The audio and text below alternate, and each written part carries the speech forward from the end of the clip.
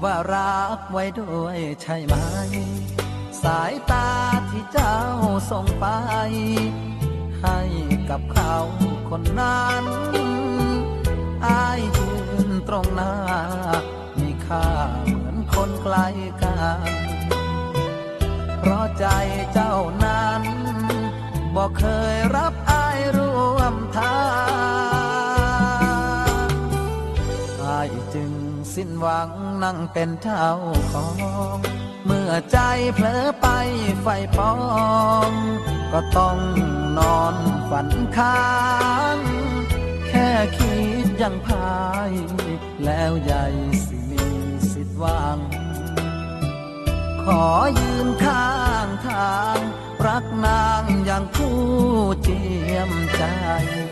แอบมองหน้าไว้เพื่อใจอ้ายฝันถึงเจ้าขอให้คลายเหงาเจ้าคงบ่ห้ามใช่ไหมอ้ายกอดกระซิบว่าฮักเจ้าในใจความจริงห่างไกลแต่ในฝันขอยืนใกล้เธอ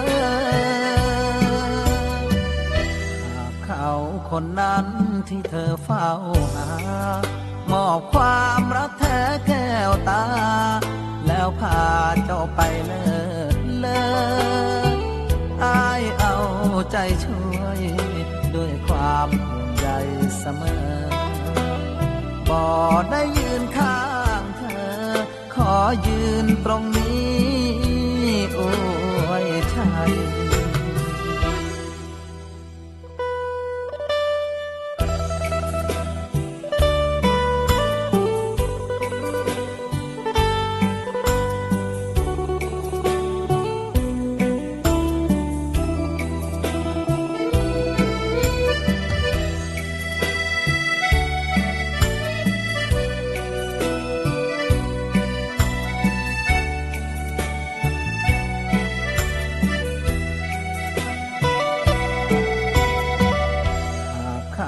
คนนั้นที่เธอเฝ้าหา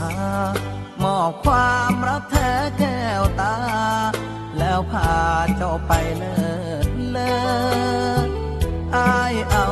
ใจช่วยด้วยความห่วงใยเสมอบ่ได้ยืนข้างเธอขอยืนตรงนี้